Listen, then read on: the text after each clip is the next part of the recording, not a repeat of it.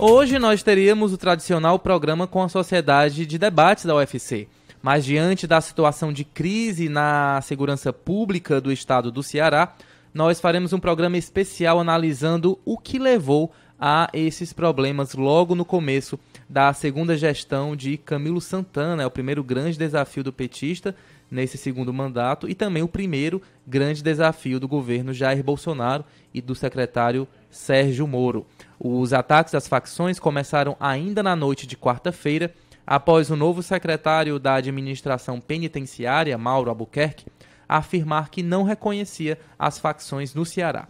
Ele disse também que a divisão de presos por unidades não deve obedecer à lógica que o governo do estado tem adotado até aqui, que é a de distribuir os internos segundo seus vínculos com organizações criminosas.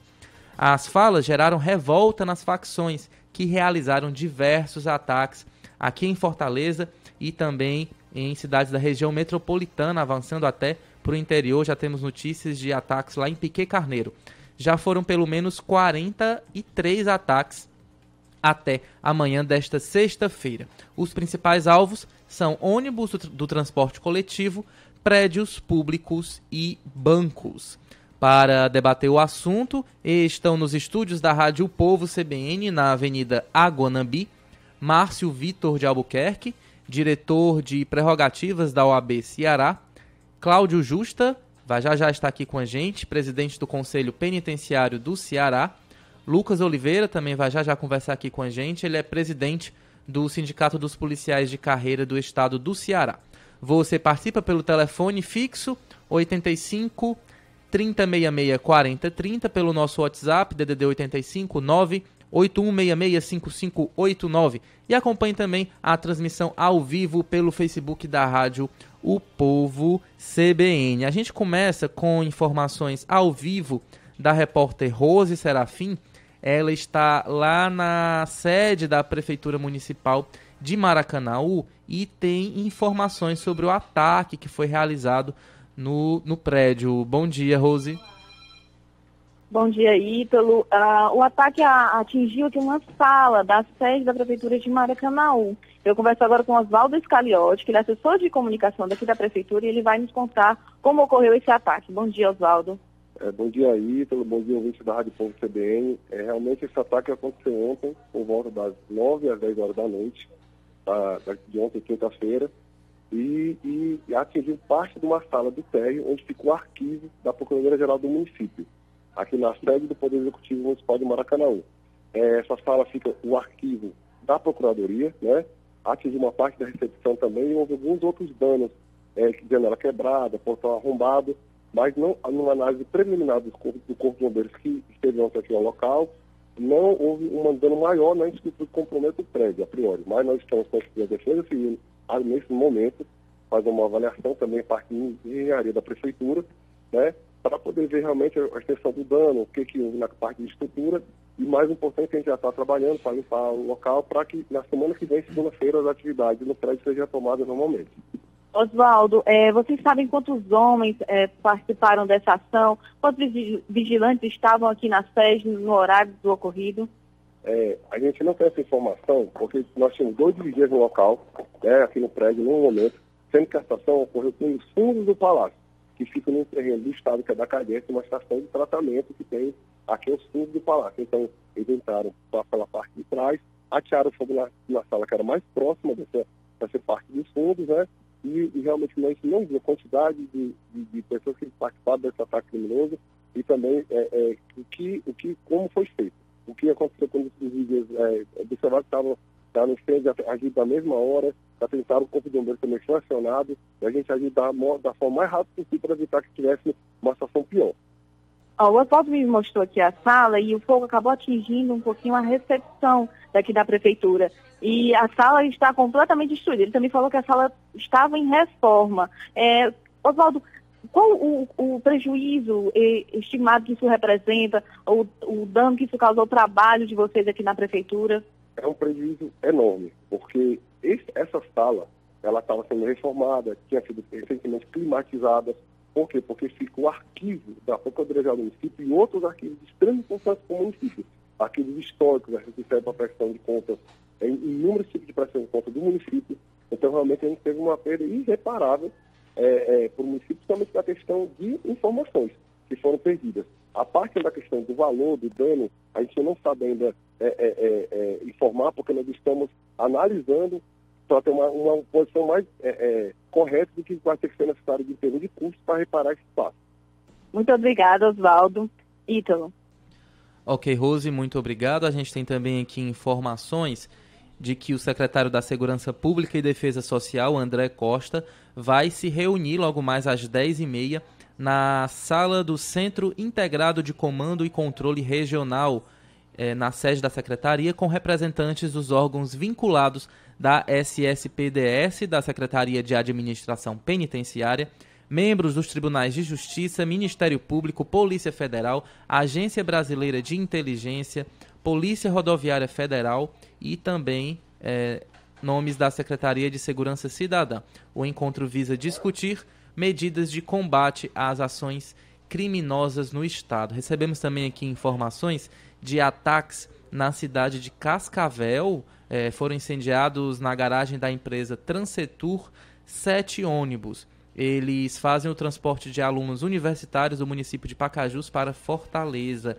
A garagem fica vizinho ao lixão de Pacajus, na entrada da cidade às margens da BR-116. A gente está aqui no momento com o diretor de prerrogativas da OAB, Márcio Vitor de Albuquerque. Márcio, bom dia. Bom dia. Como é que a OAB e a sua diretoria está acompanhando esse cenário de crise, né, de uma gigantesca onda de violência aqui no Ceará? Bom, é um grande prazer estar aqui no seu programa, dar bom dia a todos os ouvintes, apesar da situação de segurança que passa o estado do Ceará.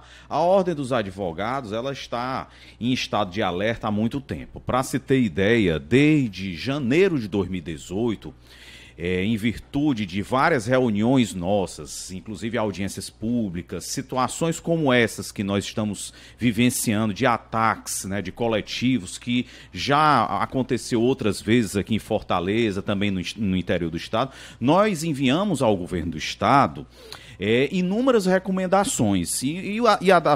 Uma das primeiras recomendações que a Ordem enviou foi exatamente o auxílio, o envio da Força de Segurança Nacional ao estado do Ceará. Principalmente para que, tendo esse reforço, a segurança do nosso estado possa tomar pé dessa situação e realmente reorganizar a estrutura interna da nossa segurança. Infelizmente, nós estamos vivenciando uma situação de insegurança, nós estamos presenciando o crime organizado, ele crescendo, não é? Ele crescendo tanto nas unidades penitenciárias como nas ruas, e o Estado tem que mostrar que realmente é Estado. Né? Então, nós sabemos que essa situação, até reconhecemos que o Estado até contratou mais agentes, fez mais concurso público, mas é preciso mais, né? Então a gente clama para o chamamento dos agentes penitenciários, de todos, desse último concurso e do remanescente também, para as unidades carcerárias, para que haja realmente controle ali dentro. Não é? Nós sabemos também que no tocante à segurança pública não é só pessoal, não é só efetivo, mas é também o uso da tecnologia. O que nós precisamos aqui é do uso da inteligência. Não é? Então, e essa inteligência tem que ser afinada também com a União Federal e com os outros estados. Então, o que nós notamos é que nessas delegacias de polícia, muitas vezes falta muita coisa, apesar de ter havido investimento. Falta pessoal, falta viatura, falta equipamento, né? E além disso, nós presenciamos ainda, infelizmente, aqui as delegacias de polícia, elas ainda, a Polícia Civil está cautelando preso. Não é? E isso é ilegal, isso é proibido pela lei. O preso é para ficar no sistema penitenciário. Então a Polícia Civil, ela tem que cumprir o seu mistério, que é exatamente fazer a investigação policial e atender a população. Então todos esses dizeres aqui, nós enviamos ao governo do estado, nós estamos solicitando, mas sabemos que uma parcela não houve devolutiva ainda. Então torcemos para que haja uma mudança nessa situação. Nós sabemos que não pode mais continuar desta forma. O Estado tem que assumir o seu papel.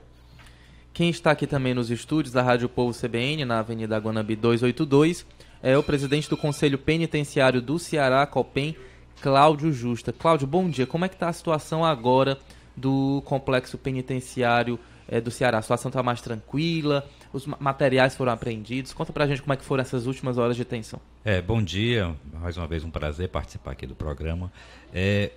As informações que chegam ao Conselho Penitenciário é que foi iniciado as ações de intervenção, né?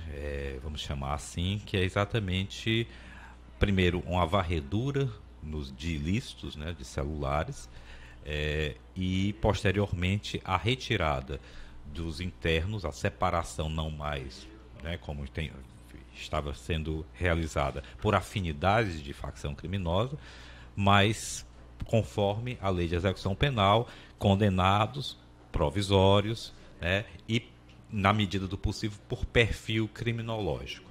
Então, essa é a iniciativa, né, da Secretaria, da atual recém-criada Secretaria de Administração Penitenciária, e já está. Agora, o que é que nós temos como informações? Veja, os familiares estão extremamente apreensivos, né? Os internos estão também, né, em estado de tumulto, né? Tanto que nós tivemos algumas turbulências, alguns distúrbios prisionais ocorridos na 2, na 3, né, contidos, mas ocorreram, e não está afastado, obviamente, o risco de novos distúrbios. Mas imaginamos que o governo, né, a administração penitenciária tem planos de contingenciamento. Afinal de contas, o Mauro Albuquerque se apresenta, né, e realmente é conhecidamente um especialista nesse aspecto de intervenção prisional. Agora vocês avaliam que o estopim, né, dessa reação que foi a fala do secretário Mauro Albuquerque, o secretário ele foi precipitado ao afirmar que não reconhece as facções, que vai tratar todo mundo de forma igual, que não vai fazer essa separação por grupo criminoso dentro dos presídios. Faltou um pouco de tato para o secretário que acabou de iniciar os trabalhos? Veja, essa era a doutrina adotada.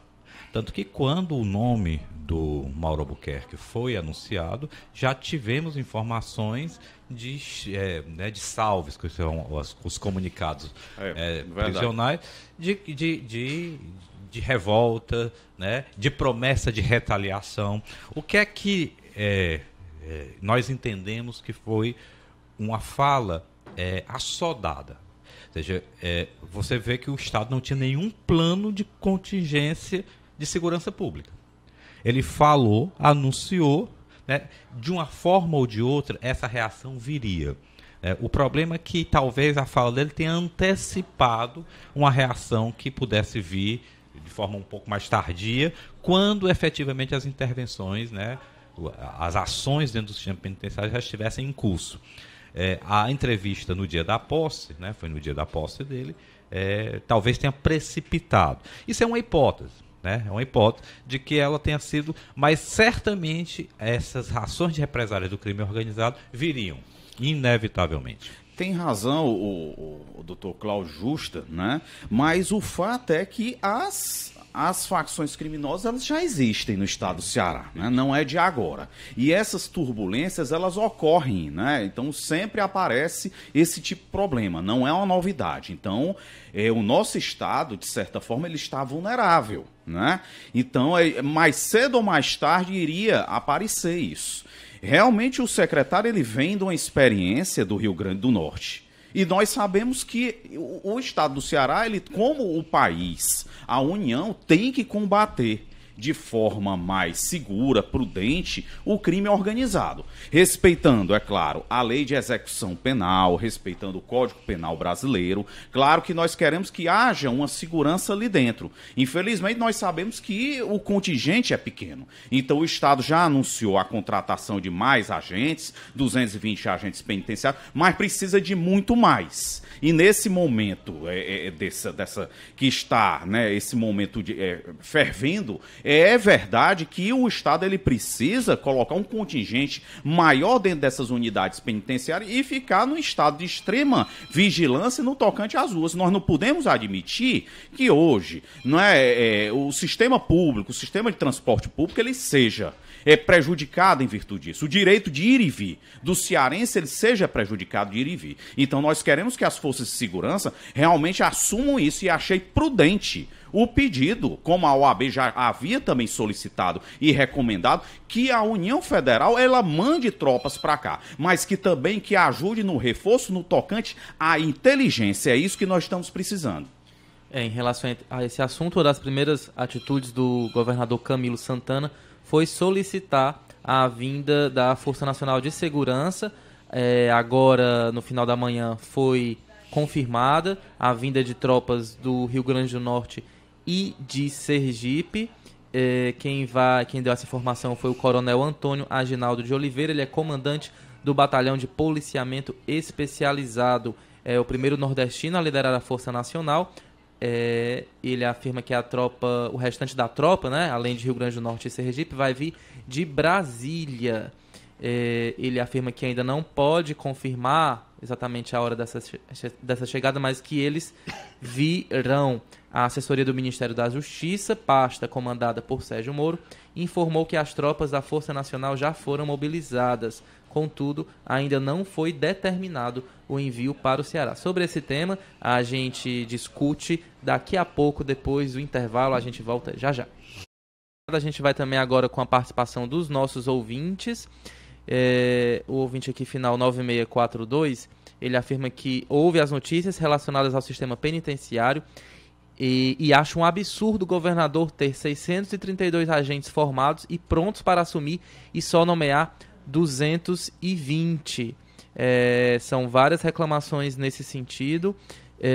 O Henrique de Fortaleza também reclama. Gostaria de falar que sou um dos candidatos da turma 2 de agentes penitenciários e que somos 632 candidatos já formados, esperando somente a nomeação do governador, e também reforçar o pedido da rádio ao Camilo, a nomeação de todos os candidatos da turma 2 dos agentes.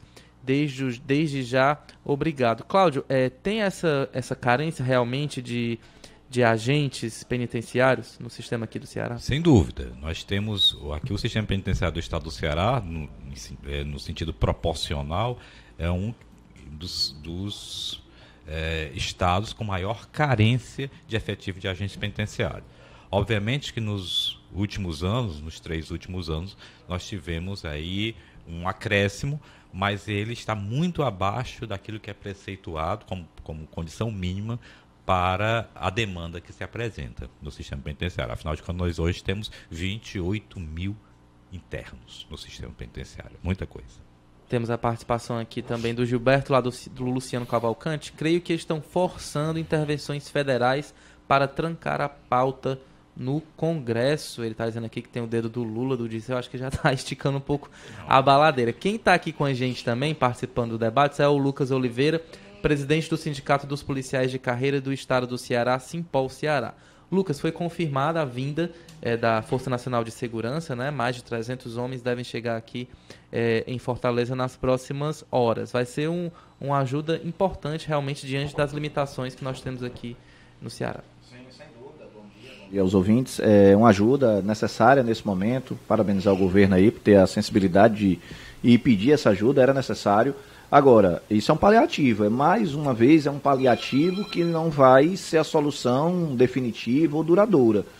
Aqui no estado do Ceará, não é de hoje que a gente vem pedindo providência, aliás, não só nós de sindicato, hoje outros atores, outros estudiosos nessa área também apontam pela falência da Polícia Civil como um dos grandes causadores desse caos na segurança pública. No fortalecimento das facções, foi exatamente no vácuo criado pela ausência do trabalho de investigação da Polícia Civil, sobre vários aspectos, sobre falta de efetivo, questão de valorização desses profissionais, e é nessa ausência dessa atividade, o desvio de finalidade do policial civil custodiando preso, que é outra aberração, que o Ceará, na contramão da maioria dos estados, mantém preso. Então, esse é um dos principais fatores. Lógico que não é o único, mas é um dos principais fatores. O governador sinalizou recentemente na campanha que fará da Polícia Civil do Estado do Ceará a melhor, uma das melhores do Brasil. Agora, isso tem que sair da fase do discurso para partir da prática. E a prática já se inicia agora. Eu acho que tem que mostrar, sinalizar efetivamente que isso vai acontecer o mais rápido possível. Aumentando o efetivo, valorizando para que nós temos, Márcio Vitor, nós fizemos um apanhado dos últimos 10 anos,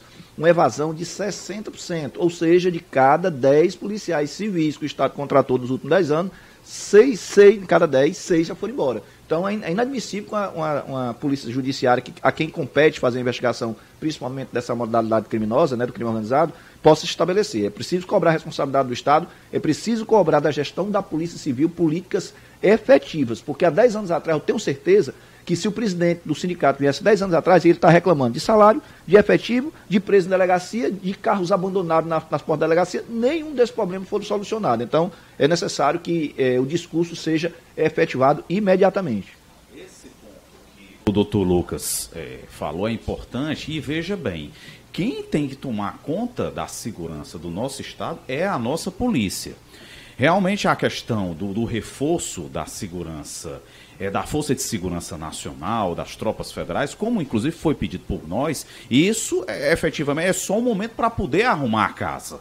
Realmente tem que haver uma política não só de concurso, mas de valorização da Polícia Civil, da Polícia Militar, dos agentes penitenciários. Não é justo, por exemplo, que um policial civil ele ganhe um pouco mais de R$3.000, doutor Lucas, porque ninguém vai conseguir sobreviver dessa forma. Então o sujeito trabalha horas e horas, expondo ali a sua vida, defendendo vidas, salvando vidas, sem ter a mínima infraestrutura, sem ter equipamento, sem ter viatura, sem ter uma infraestrutura adequada. Então tem que haver uma política de valorização dessas categorias. Então a segurança pública ela está precisando, os nossos agentes estão precisando de socorro nesse momento também, né? Então nós queremos isso. Aliás, é um pedido muito antigo da Ordem dos Advogados. A gente continua aqui com muitas pessoas cobrando do governador Camilo Santana a nomeação de todos os mais de 600 aprovados no último curso para agentes penitenciários. O final aqui 8166, vocês deveriam cobrar a nomeação em caráter de urgência de todos os agentes penitenciários formados na turma 2. Existem 633 agentes penitenciários formados e há 6 meses parados, e o governo com essa situação caótica só quer chamar 220, ou seja, uma pressão forte aqui dos aprovados, segundo o levantamento aqui de um dos nossos ouvintes. O número dos convocados não daria 8 agentes para cada espaço, né, para cada presídio. Então seria realmente um número ainda muito pequeno. Bom dia, meu nome é Rafael e acho um absurdo, escutando essa entrevista, o governo não chamar todos de um concurso. Se ele faz o concurso e tem vaga, tem pessoas para chamar, porque não chama todos. Eu, como cidadão, imagino como está dentro desses presídios. Já teve estupro em 2018 e nada foi feito. O governador fez se esconder do povo, podendo chamar todos esses agentes para ajudar e controlar esses presídios. Como é que vocês avaliam a postura atualmente do governador Camilo Santana? Ainda não teve nenhuma coletiva, né? Ele não apareceu, já mandou mensagem, mas foi por rede social. Vocês acham que falta uma presença mais forte do governador nesse momento? Esse é um cenário que tem sido repetitivo nas crises de segurança pública do estado do Ceará desde 2016. Então, nós já contabilizamos aí, num total, praticamente 200 e tantos eventos, né, dessa natureza. Inclusive, o Jornal Povo fez esse levantamento, saiu hoje no Jornal Povo esse levantamento de cerca de aproximadamente mais de 200 eventos dessa mesma natureza, de ataques de rua, de queima de ônibus. Esse tem sido mais intenso, nós notamos uma diferença quantitativa, né, de ações do crime organizado, até porque o Estado também está se dispondo a uma ação mais radical dentro do sistema penitenciário. Mas o que é importante agora a gente ver? Em administração pública, né, prioridade significa orçamento. Não existe o gestor público que diz que prioriza algo se ele não disponibiliza orçamento para esse algo. Desde 2016 que eu, que incursionei na área penitenciária, no Conselho Penitenciário, venho batendo nessa tecla. O governo fala muito na priorização da questão penitenciária, do sistema penitenciário, mas ao contrário, inclusive da polícia ostensiva, da polícia militar, que teve um aumento significativo de efetivo, de nomeações e até mesmo de aumento de nível salarial, né, com promoções. O mesmo não ocorreu no sistema penitenciário. A Secretaria de Justiça continuou com o mesmo orçamento, mesmo diante da crise. Ele fazia aportes esporádicos para tentar questões situacionais de reforma, de ampliação, mas reforma, ampliação e construção, mas o orçamento ordinário da pasta não aumentou. Ele permaneceu no corte de 2015. Então veja, isso não é enxergado pela população, obviamente, porque é um dado interno. Mas é importante ver que se você prioriza, se o governo prioriza, ele tem que aportar recursos. E eu não vejo, e precisamos ter esses dados, vamos solicitar qual será o aporte orçamentário da nova pasta de administração penitenciária. Isso é importante. Só para esclarecer ao ouvinte, relativamente à questão do sistema penitenciário, nós temos inclusive uma verba federal destinada também a isso, que é o Fundo Penitenciário Nacional. Não quer dizer que não exista dinheiro, existe verba sim. E por muitos anos até essa verba não chegava. Até no ano passado, né, doutor Cláudio, essa verba até que chegou. Porque nós não tínhamos extinto. Isso. Tivemos um período. Tinha que ter o fundo estadual, né? Tínhamos extinto. E foi criado. E foi recriado, né? Recriado. Então, essa verba até que chegou aqui no estado do Ceará, né? A gente sabe que está sendo feita obras aí, mas essa verba especificamente é para questão de construção, de equipamento. Agora, a questão de custeio, salário de agente, contratação, aí é com o estado do Ceará. É o orçamento ordinário do estado. Então, é importante ver que, por exemplo, o fenômeno que ocorre na Polícia Civil, aqui reclamado pelo Lucas, muito bem reclamado pelo Lucas, também ocorreu no sistema penitenciário.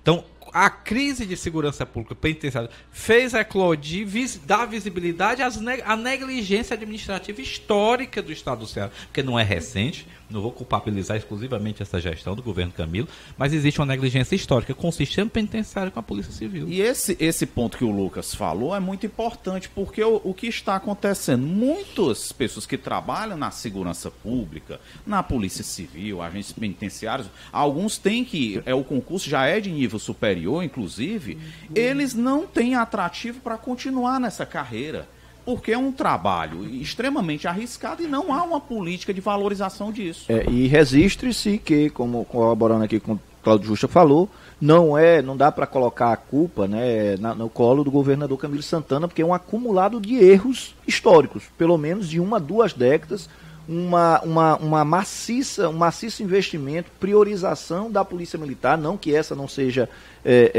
tenha a sua importância, porque tem, mas existe, em detrimento da Polícia Civil, um maciço investimento na Polícia Militar que causou um vácuo, um prejuízo na Polícia de Investigação, na Polícia de Inteligência, que fez com que as facções, tendo o Ceará um local geográfico estratégico, né, com 2 portos e um aeroporto, então, um fluxo de entrada e saída internacional de droga de conhecimento de todos.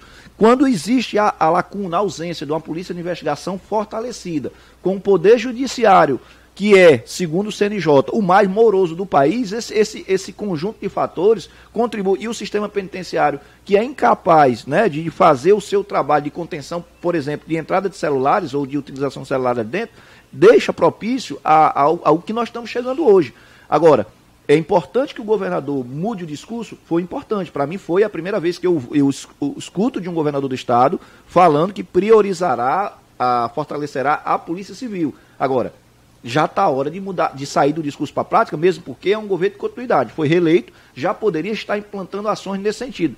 E aí, na contramão disso que foi pregado, ou está sendo planejado para a Polícia Civil, tem uma nomeação de um delegado-geral, que eu quero aqui deixar registrado, que para a grande massa dos policiais civis e para nós da diretoria, não é a pessoa adequada para conduzir a Polícia Civil nesse novo ambiente. É um burocrata, é um técnico, não estou aqui reclamando da pessoa, mas o delegado-geral Marcos Atacaso, para mim, não tem as características que precisaria como de um chefe de polícia aqui no estado do Ceará hoje. Uma pessoa que fosse linha de frente, que atuasse combatendo eficazmente essas facções. Então, infelizmente, e deixamos isso registrado, inclusive, ao secretário André Costa. Lembrando que nós convidamos um representante da Secretaria Estadual da Segurança Pública, mas até o momento não tivemos retorno. Nós estamos debatendo a situação de crise no estado do Ceará por conta da nova onda de ataques criminosos, terroristas, feitos por facções criminosas. O Carlos Henrique, da Cidade dos Funcionários, ele afirma que essa situação da nossa segurança se arrasta há muito mais de 2 anos. Volte ao início do ano passado, tivemos várias chacinas, inclusive em presídios. O senhor governador tem responsabilidade absoluta nessa situação. Eu estou recebendo aqui agora, nos estúdios da Rádio Povo CBN, Márcio Vitor de Albuquerque, diretor de prerrogativas da OAB Ceará, Cláudio Justa, presidente do Conselho Penitenciário do Ceará, e Lucas Oliveira, presidente do Sindicato dos Policiais de Carreira do Estado do Ceará. Eu queria falar com vocês sobre o futuro, né? Nós temos esse evento, né? essa tragédia acontecendo aqui no Ceará, que é um sintoma realmente de uma desestruturação do nosso sistema de segurança pública. O que pode ser feito daqui para frente para que não seja apenas mais um episódio, que a gente consiga criar um marco realmente a partir de agora na segurança pública do estado do Ceará? Eu entendo que realmente, como nós vimos falando, tem se tornado algo repetitivo, né? Desde 2016 que nós temos esses episódios de ações que nós classificaríamos aí de terror, né? Ações terroristas, perpetradas pelas facções criminosas, a fim de intimidar o Estado para evitar medidas que venham contrariá-los, né, em algum aspecto, seja medidas de retaliação, por exemplo, a morte de algum integrante, como teve abordagens policiais, como transferências dentro de presídios, enfim, reivindicações de ordem prisional. É fundamental que o Estado não só estruture, e aí isso é importante, assim, um eficaz mecanismo de inteligência, identificando, porque essas facções elas são extremamente hierarquizadas. Então você tem cabeças, você tem ordem de comando, você tem da onde parte a ordem. Esses comandos precisam ser neutralizados. A tarefa de reestruturação do sistema penitenciário é parte desse caminho, né? Você aí teria a redução do espaço de influência dessas facções no sistema penitenciário, o que é muito, né? Porque eles realmente utilizam o sistema penitenciário como uma forte mediação para os seus interesses. Tanto que o indivíduo liderança, cai, na linguagem dele, ou seja, é preso, no entanto continua delinquindo. Ou seja, ele continua ativo na sua facção criminosa. Ele não perde nem mesmo o status. A prisão não o leva a perder o status de liderança. Ele lidera ali dentro, ele lidera fora. Tanto que eles ordenam esses ataques em muitos casos anteriores, não sei o atual, mas em muitos casos anteriores, foi comprovadamente identificado que a origem era dentro das unidades prisionais. Um ponto que tem que ordem de partida, observado, né, é a fonte de renda. Então, o crime organizado ele acaba existindo e se perpetuando, né, tendo uma duração longa, exatamente. Tudo há uma despesa, então precisa de uma fonte de renda. Então compete às autoridades, à inteligência, a observar aonde está sendo essa fonte de renda. É da onde? Nas ruas. É do tráfico de drogas? É de assalto a banco? Então da onde está vindo essa fonte de renda? Nos presídios, como é que está funcionando a questão da manutenção do crime organizado lá dentro? Né? Então, tem que haver essa identificação. Né? É importante se observar que, se voltando aqui para o sistema penitenciário, é também bom que se diga que há uma grande quantidade de presos provisórios. Então, compete também às autoridades, ao Poder Judiciário, observar com a maior brevidade possível a questão do cumprimento dos prazos. Então, o que está havendo ali dentro é que há uma liderança de facções e que muitos presos são obrigados, são cooptados a entrar dentro do crime organizado.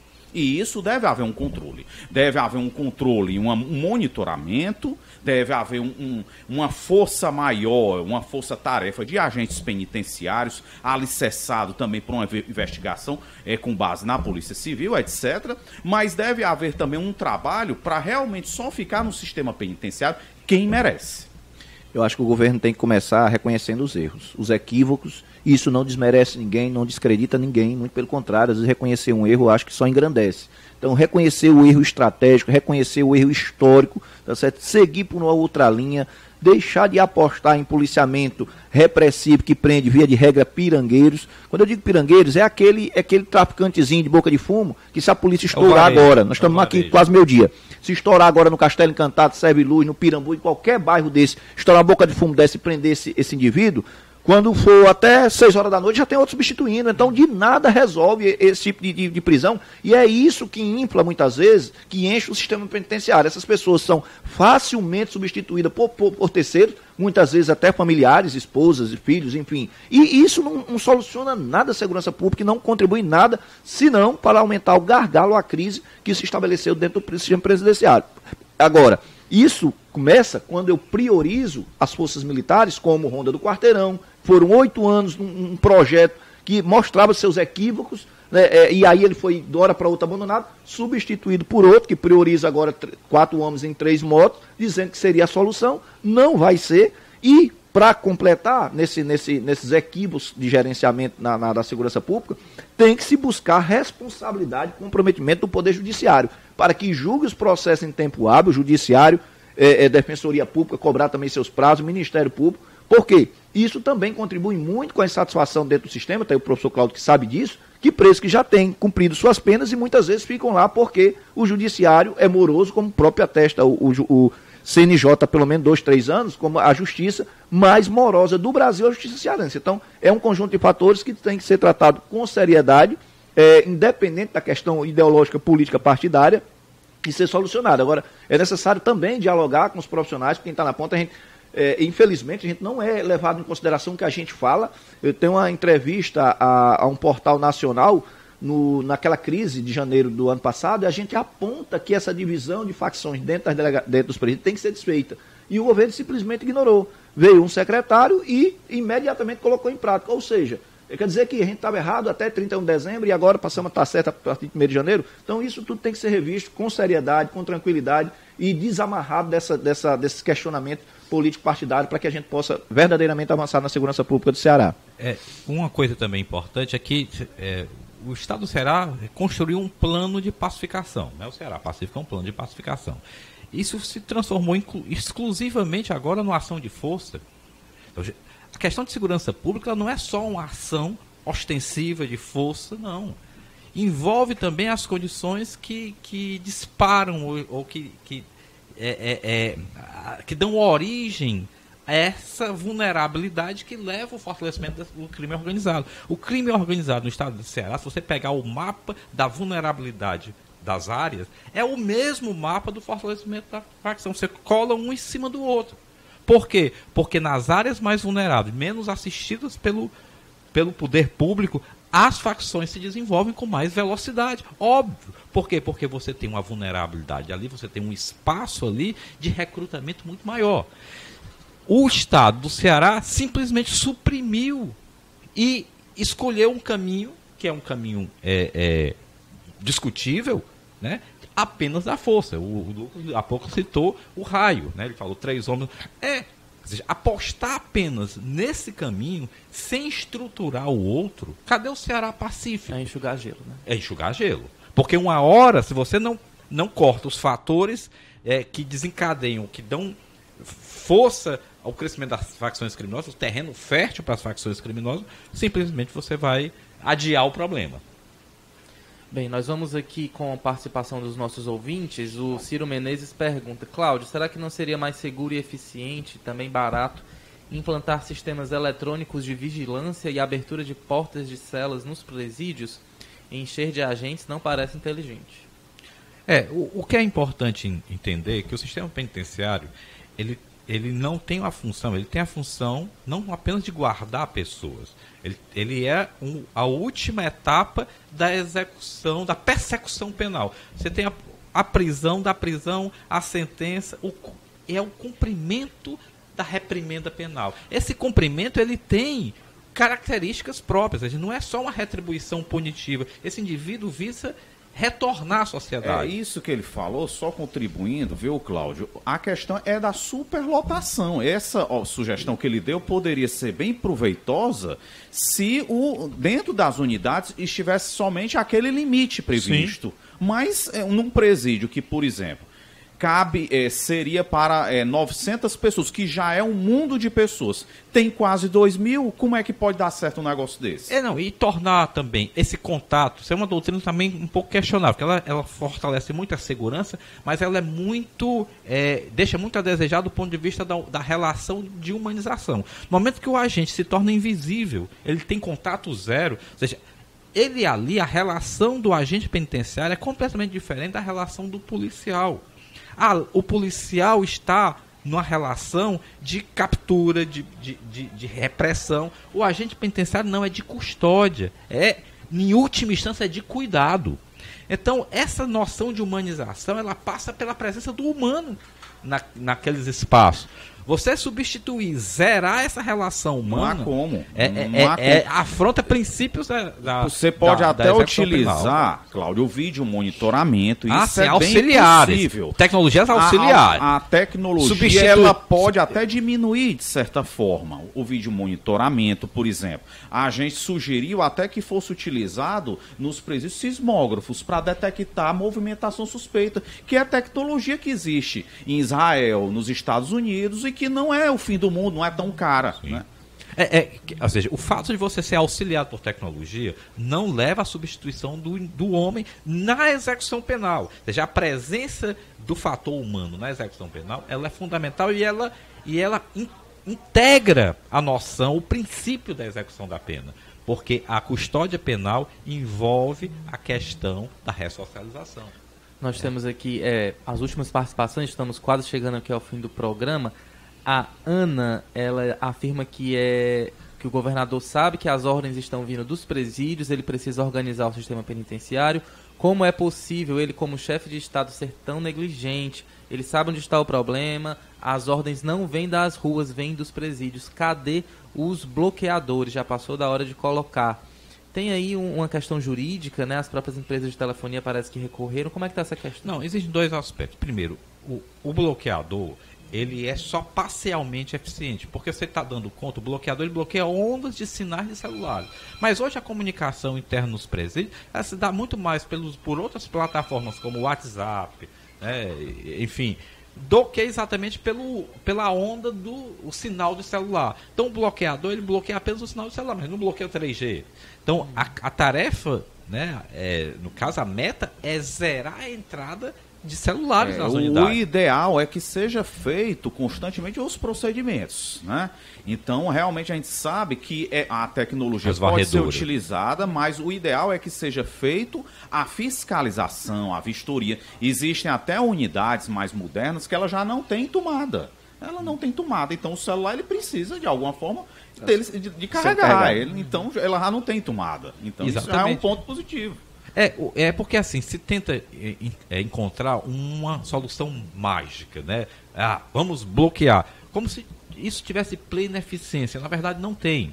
Na verdade, o que é eficiente no sistema penitenciário é restaurar a sua condição mínima de execução da pena. Ou seja, um número compatível de agentes penitenciários com o volume de presos.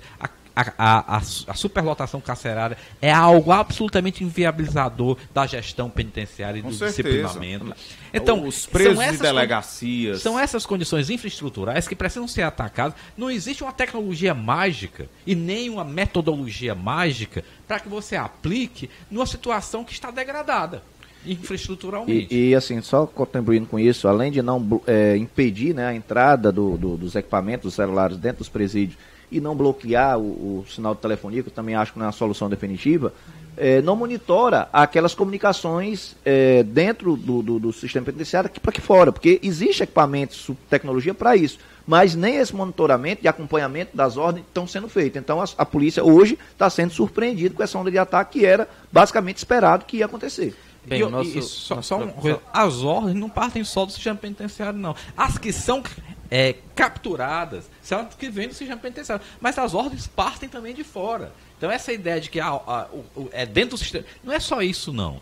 Agora, eu quero saber aí, Lucas, o que é que você faz com a informação dos celulares? Teve um pente fino nos celulares. E aí? Está sendo periciado? Encontrou os destinatários? É isso que é importante. Bem, o nosso programa está chegando ao fim. Eu gostaria de agradecer muito aqui a participação do Márcio Vitor, do Cláudio Justa e do Lucas Oliveira.